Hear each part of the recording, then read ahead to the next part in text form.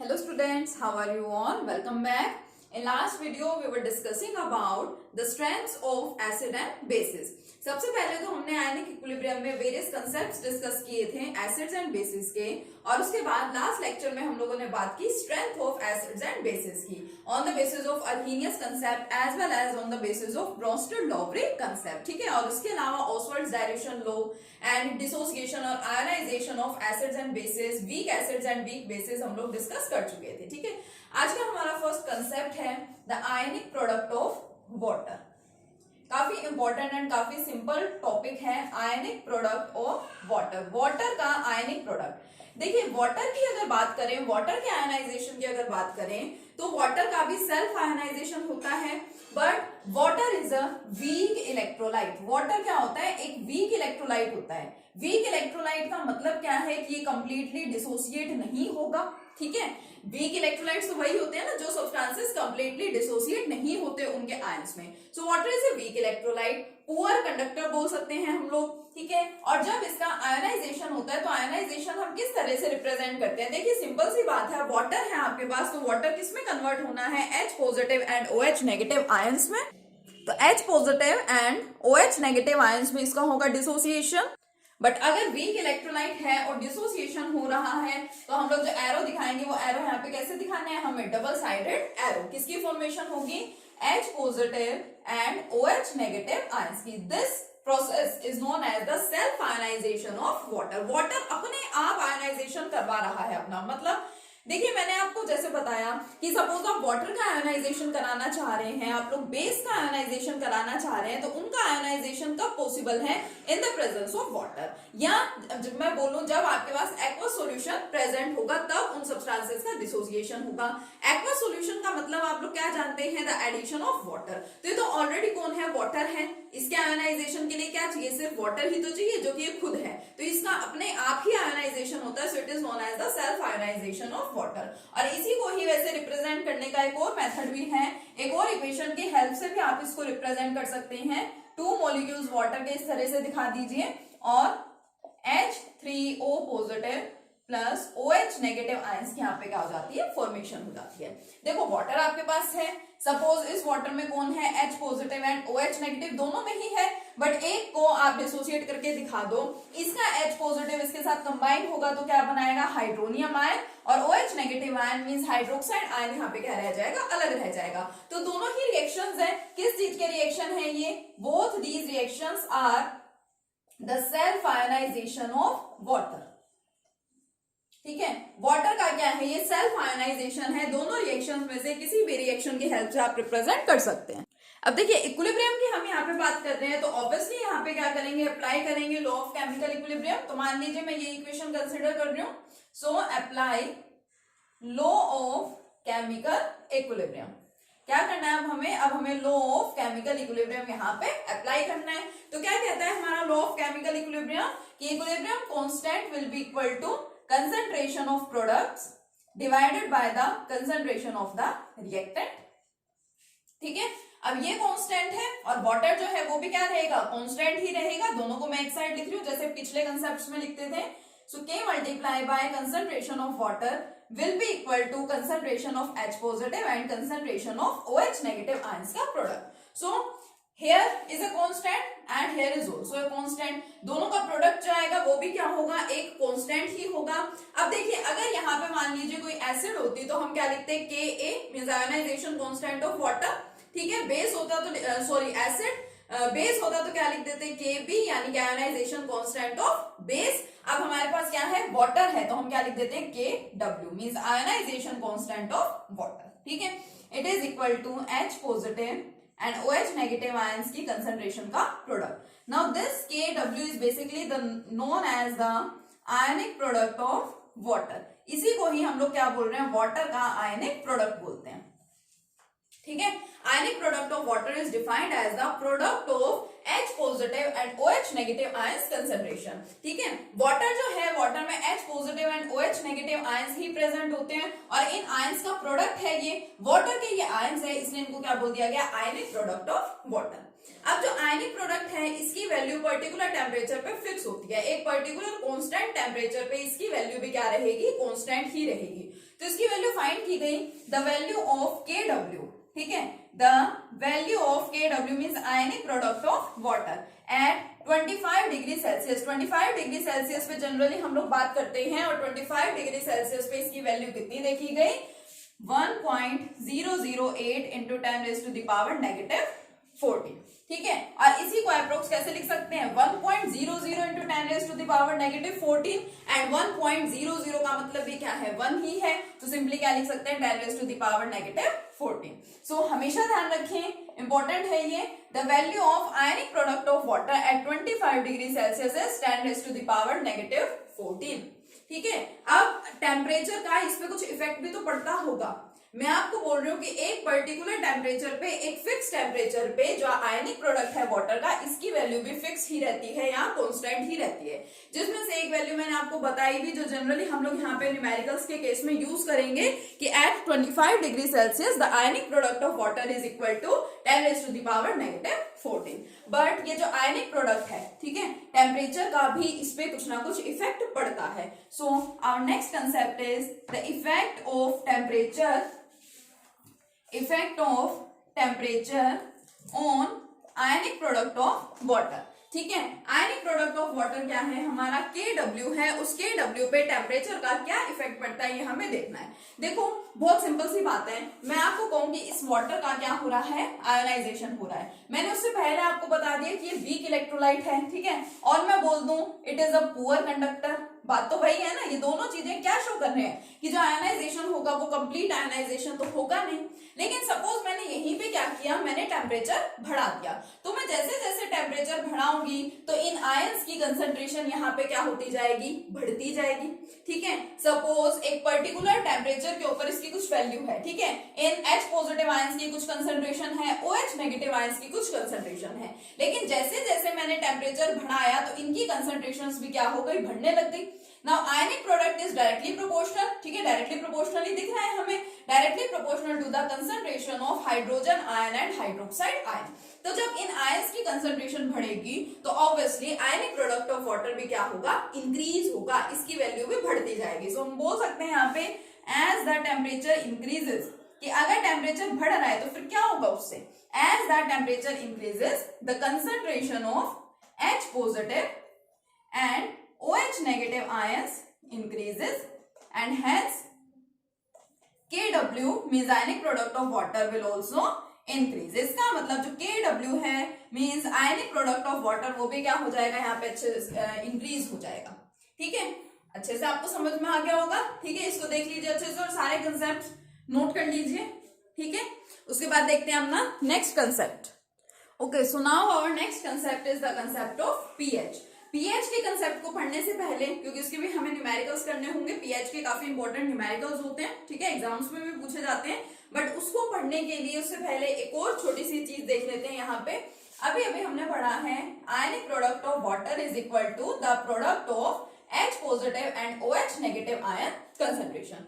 मान लो आपको कुछ इस तरह की कंडीशन दे दी जाए कि suppose at 25 degree Celsius, 25 degree Celsius temperature के ऊपर मान लीजिए आपको H पॉजिटिव की कंसंट्रेशन कुछ गिवन है और आपको बोल दिया जाए find out the concentration of OH negative ions. तो इस रिलेशन से हम क्या कर सकते हैं, OH नेगेटिव आयन की कंसंट्रेशन फाइंड आउट कर सकते हैं, ठीक है, क्योंकि 25 डिग्री सेल्सियस पे इसकी वैल्यू तो फिक्स है, इसकी वैल्यू हमें पता है, H पॉजिटिव आयन की कंसंट्रेशन हमें दे दी और OH नेगेटिव की कंसंट्रेशन हम लोग फाइंड कर सकते हैं। इसका मतलब ये जो हमारे पास इक्वेशन है for the ionic product of water, इससे हमें पता चलता है कि we can find H positive ion concentration. अब H पॉजिटिव भी लिखा जाता है और H3O पॉजिटिव भी लिखा जाता है, दोनों एक ही बात है। अब इतना सारा आयोनाइजेशन एंड डिसोसिएशन का कंसेप्ट पढ़ने के बाद तो आपको समझ में आ ही गया होगा, ठीक है। इसको फाइंड करना हो तो क्या हो जाएगा, ये आपको फाइंड करना है तो इसके अपॉन में OH नेगेटिव चला जाएगा, Kw upon concentration of OH negative ions. या अगर आपको हाइड्रोक्साइड आयंस की कंसंट्रेशन फाइंड करनी है तो कैसे फाइंड करेंगे, Kw upon H positive ion concentration, या फिर अगर हाइड्रोनियम आयंस के टर्म्स में गिवन है तो हाइड्रोनियम आयन की कंसंट्रेशन। तो इस एक इक्वेशन से ये दो फॉर्मूलाज भी आ जाएंगे यहाँ पे, ठीक है, तो इन फॉर्मूलाज का भी यूज होने वाला है पीएच के न्यूमेरिकल्स करने में। Okay, now our next concept is pH. अब हम लोग क्या कर रहे हैं, पीएच के कंसेप्ट को स्टार्ट करने वाले हैं। ठीक है, now what is this pH. अब इसके बारे में आपने सुना तो बहुत है, ठीक है, पीएच के बारे में सुनते तो बहुत है, और शायद आप में से बहुत से बच्चों को ध्यान भी होगा कि क्या होता है पीएच, उसकी स्टेटमेंट आपको याद होगी, उसका फॉर्मूला आपको याद होगा। बट सबसे पहले जो पीएच है, इस पीएच का मतलब क्या होता है। pH is known as the power of the hydrogen ion concentration, या सिंपली बोले the power of hydrogen ions। Actual में एक डैनिश वर्ड था पोटेंस डिहाइड्रोजन। इस पोटेंस डिहाइड्रोजन वर्ड को लेकर के ये पीएच बनाया गया, ठीक है, और पोटेंस डिहाइड्रोजन का मतलब एक्चुअल में होता क्या है, power of hydrogen. Power of hydrogen का मतलब यहाँ पे एग्जैक्टली क्या है, इसका मतलब एग्जैक्टली यहाँ पे है कंसंट्रेशन ऑफ हाइड्रोजन आयंस और हाइड्रोनियम आयन। हाइड्रोक्साइड आयन की यहाँ पे बात नहीं कर रहे, या तो हाइड्रोजन आयन बोल दीजिए या फिर क्या बोल दीजिए, हाइड्रोनियम आयन। हाइड्रोक्साइड आयंस की यहाँ पे कुछ भी बात हम लोग नहीं कर रहे हैं, ठीक है। So it is generally known as the power of hydrogen. तो आप ध्यान रखें। देखिए क्या था एक्चुअल में कि स्टार्टिंग में जब हम लोग कंसंट्रेशंस की बात करते हैं, मान लीजिए कोई साइंटिस्ट कुछ एक्सपेरिमेंट्स परफॉर्म करा रहे हैं एंड सपोज उनके पास कोई एसिडिक सॉल्यूशन है, क्योंकि हम पीएच की बात कर रहे हैं, H means hydrogen, hydrogen means acid, तो मान लीजिए हमारे पास कोई एसिडिक सॉल्यूशन है। तो जब भी कोई एक्सपेरिमेंट कराया जाता था और एसिडिक सॉल्यूशन यूज किया जाता था, तो उस एसिडिक सॉल्यूशन में जो हमारा हाइड्रोजन आयन या जो हमारे हाइड्रोनियम आयंस हैं, उनकी जो कंसंट्रेशन है उसकी वैल्यू बहुत स्मॉल मिलती थी, उनकी वैल्यू बहुत लेस मिलती थी, जिससे इजिली कैलकुलेशंस जो थी वो नहीं की जा सकती थी, कि आपके पास बहुत छोटी छोटी सी टर्म्स है, उनकी कैलकुलेशन करना क्या होता है, थोड़ा सा डिफिकल्ट होता है। तो इसलिए इन कंसंट्रेशंस को थोड़ा और अच्छे से एक्सप्लेन करने के लिए एक नई टर्म डिफाइन की गई थी, that is the pH, means potens de hydrogen और पावर ऑफ हाइड्रोजन। एक्चुअल में it is used to represent the concentration of the hydrogen ions. और ये होती क्या है, pH is equal to negative log of H positive ions। ये वही simple सा रिलेशन है जो आप लोग 9th क्लास से पढ़ते आ रहे हैं, ठीक है। pH का मतलब क्या है, negative logarithm of H positive ions concentration.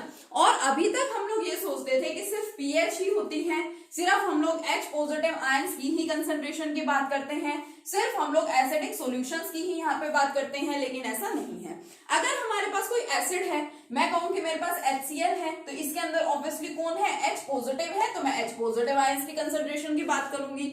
मान लो मेरे पास कोई सॉल्यूशन है, मैंने कहा I have sodium hydroxide solution, तो सोडियम हाइड्रोक्साइड तो क्या है, एक बेस है, और बेस में कौन प्रेजेंट होते हैं, OH नेगेटिव, तो ऑब्वियसली मैं OH नेगेटिव आयंस के कंसंट्रेशन की बात करूंगी। तो उस केस में भी अब कंसंट्रेशन तो चाहे H पॉजिटिव की हो चाहे OH नेगेटिव की हो, बहुत स्मॉल पाई जाती थी, ठीक है, बहुत कम आपको यहाँ पे क्या होता था, वैल्यूज मिलती थी। तो इसके लिए भी अब यहाँ पे एक नई टर्म इंट्रोड्यूस करवाई गई। जैसे आप बात करते हैं पीएच की फॉर एसिडिक सॉल्यूशंस, ऐसे ही आप लोग बात किसकी करेंगे, पीओएच की फॉर बेसिक सॉल्यूशंस। जैसे पीएच क्या है, pH is negative log of H positive ions concentration. Similarly pOH is negative logarithm of O H negative ions concentration. ये दोनों फॉर्मूलाज का यहाँ पे यूज होने वाला है, दोनों का आपको अच्छे से ध्यान रखना है, ठीक है। ये हो गया पीएच की बात। पीएच सिंपल सा है, और एक्चुअल में देखो ये फॉर्मूला भी कैसे आया, इसको भी आपको डिराइव करवा दिया जाएगा, ठीक है। इसके डेरिवेशन की वजह से कुछ नीड नहीं होती कुछ खास, लेकिन फिर भी अगर आप चाहेंगे तो ये भी डिराइव करके आपको बता देंगे। लेकिन अभी आपको ध्यान रखना है पीएच एंड पीओएच बेसिकली हैं क्या। अब देखिए बच्चों, आज के लेक्चर में जो हम लोगों ने इंपॉर्टेंट टॉपिक्स, जो इंपॉर्टेंट फॉर्मूलाज हमने डिराइव किए हैं टॉपिक्स रिलेटेड, वो क्या क्या है। Ionic product of water is equal to concentration of H positive and OH negative ions, इनका प्रोडक्ट, ठीक है। ये सारे वो फॉर्मूलाज हैं जिनका आप लोग यूज करने वाले हैं न्यूमेरिकल्स में, ठीक है। नेक्स्ट, यहां से इसी इक्वेशन से हमने H positive and OH negative ions की कंसंट्रेशन भी फाइंड आउट करना सीखा, एंड pH एंड pOH की वैल्यूज भी हम लोगों ने फाइंड करनी सीखी, ठीक है। अब उसके बाद देखिए, आपको पता है, आप सब pH स्केल के बारे में जानते हैं, ठीक है। pH स्केल पे क्या है, pH की वैल्यूज मेंशन है फ्रॉम 0 to 17। न्यूट्रल सब्सटेंसेस जो भी होते हैं लाइक वाटर है हमारा, उसके लिए pH की वैल्यू क्या देखी गई, 7, एसिड्स के लिए पीएच क्या होती है, लेस देन 7, एंड बेसिस के लिए पीएच क्या होती है, ग्रेटर देन 7। कई बार आपसे पीएच की वैल्यूज फाइंड करवा ली जाती हैं और फिर एसिडिक एंड बेसिक कैरेक्टर को भी प्रिडिक्ट करवाया जाता है, ठीक है। तो आपको ये कंसेप्ट ध्यान होना चाहिए कि आप किस तरह से एसिडिक एंड बेसिक नेचर को प्रिडिक्ट करेंगे, ठीक है। अब नेक्स्ट कंसेप्ट हमारा रहेगा पीएच एंड पीओएच दोनों के बीच में क्या रिलेशन है, उस रिलेशन को फाइंड आउट करना। बट उस रिलेशन को फाइंड आउट करने से पहले हम एक न्यूमेरिकल करेंगे जिसमें हमें क्या करना होगा, हमें पीएच की वैल्यू फाइंड करनी होगी, ठीक है। यस देखिए जस्ट एक सिंपल सा न्यूमेरिकल है, ठीक है। काफी सारे न्यूमेरिकल्स हमें करने हैं जिसके अंदर ये सब फॉर्मूलाज मिक्सअप होंगे और रिलेशन का भी यूज होगा बिटवीन पीएच एंड पीओएच। लेकिन जस्ट हमने अभी टॉपिक स्टार्ट किया है पीएच का, तो पहले एक सिंपल सा न्यूमेरिकल देखते हैं। लेकिन ध्यान रखिएगा पीएच में मैं वापस बोल रही हूँ minus log H positive ion की कंसंट्रेशन में मेंशन कर सकते हैं या फिर negative log of H3O positive ions की कंसंट्रेशन में मेंशन कर सकते हैं, ठीक है। यहाँ पे देखिए आपको पीएच फाइंड करनी है। Calculate the pH of 10⁻⁻2 molar HNO3 solution. हमारे पास 10⁻⁻2 मोलर HNO3 सॉल्यूशन है। HNO3 मतलब एसिड है, तो एसिड में ऑब्वियसली कौन प्रेजेंट होगा, हमारे पास H पॉजिटिव आयंस होंगे और साथ में कौन होगा, NO3 नेगेटिव आयन, ठीक है। एसिड है आपके पास तो ऑब्वियसली एसिड में कौन प्रेजेंट होता है, हाइड्रोजन आयन होगा एंड नाइट्रेट आयन भी उसमें प्रेजेंट होगा। अब अगर आप यहाँ पे वाटर साथ में लिख करके दिखा रहे हैं, अगर आप यहाँ पे वाटर को एड अप करके दिखा रहे हैं तो क्या करेंगे, प्लस वाटर लिख देंगे साथ में, ठीक है, और हाइड्रोनियम आयन दिखा देंगे फिर यहाँ पे H पॉजिटिव की जगह। तो देखो यहाँ से H पॉजिटिव आयन की ही कंसंट्रेशन इट मींस आपको दे रखी है ना 10⁻⁻2 मोलर। अब आप खुद से देखो हाइड्रोजन आयन की कंसंट्रेशन कितनी कम है, 10⁻, नेगेटिव में पावर है, ठीक है, तो कम वैल्यू है। तो इजिली प्रिडिक्शन के लिए एक इंपॉर्टेंट टर्म गिवन थी which is pH. So pH is equal to negative log of H positive ions concentration. So pH will be equal to minus, ठीक है, ये जो H है थोड़ा सा ऊपर लिखा जाता है, माइनस लॉग ऑफ, अब देखो कंसंट्रेशन कितनी है 10⁻⁻2। अब अगर आपको ये लोग इस तरह से सोल्व करने नहीं आते हैं तो एक बार अच्छे से देखिएगा, कहीं पे लिखा हो pH is equal to negative log of 10⁻⁻2। 10⁻⁻ में अगर कुछ भी होता है, ठीक है, 10 की पावर में कुछ भी प्रेजेंट होता है तो log को सोल्व करने का मेथड क्या है, सबसे पहले हम उस पावर को log से बाहर निकाल के रख लेते हैं, मतलब log से पहले उस पावर को रख दिया जाता है। कैसे रखेंगे, देखो pH will be equal to, ये नेगेटिव साइन है, log से पहले ऑलरेडी रहेगा एज इट इज, 10 की पावर में जो भी होता है वो log से पहले आ जाता है -2, log सोल्व करने का तरीका है, ठीक है, log क्योंकि पावर में जो था वो तो आ गया, फिर उसके बाद log as it is and 10 as it is. तो log 10 की वैल्यू तो हम सबको याद होती ही है, log 10 की वैल्यू हमेशा आप याद रखेंगे, log 10 is equal to 1। log 0 and log 10 दोनों इक्वल टू किसके होते हैं, 1 के, ठीक है। तो देखिए pH will be equal to negative minus minus plus यानी +2, log 10 इज इक्वल टू 1 लिख देती हूँ मैं, because log 10 is equal to 1। तो यहां से सिंपली मुझे pH क्या मिल गई, 2, ठीक है। अब अगर आपसे पूछा जाए, वैसे तो हम सबको पता है कि नाइट्रिक एसिड है, ये एसिडिक सब्सटेंस ही है, बट पीएच की हेल्प से अगर आपको प्रिडिक्ट करना है तो देखिए पीएच लेस देन 7 आ रही है और पीएच स्केल पे वो सारे सब्सटेंसेस जिनकी पीएच होती है लेस देन 7 वो सब्सटेंसेस कैसे होते हैं, एसिडिक। तो ये जो सॉल्यूशन है हमारा एक ऐसा सॉल्यूशन है, एसिडिक सॉल्यूशन है, ठीक है। अब यहाँ पे देखिए सॉल्यूशन मेंशन था तो बेटर है या तो आप इसके ब्रैकेट में लिख दें एक्वस, अदरवाइज एक्वस नहीं लिखना है तो फिर क्या करेंगे, वाटर आप साथ में ऐड करके दिखाएंगे, ठीक है। और उस केस में क्या बनेगा आपका H3O positive ions and NO3 negative ion, और यहाँ पे H पॉजिटिव को फिर आप किससे रिप्लेस करेंगे, H3O पॉजिटिव आयन से, हाइड्रोनियम आयंस, ठीक है। बाकी तो सारा एज इट इज आपको करना ही है, ठीक है। तो ये वाला कंसेप्ट आपको अच्छे से क्लियर होना चाहिए, तभी आपको नेक्स्ट कंसेप्ट और उस कंसेप्ट के न्यूमेरिकल्स अच्छे से समझ में आएंगे, ठीक है। तो यहाँ तक का जिसका जो भी पेंडिंग वर्क बचा है फटाफट से कंप्लीट कर लेंगे, ठीक है। नेक्स्ट लेक्चर में मिलेंगे नेक्स्ट टॉपिक के साथ। Thank you.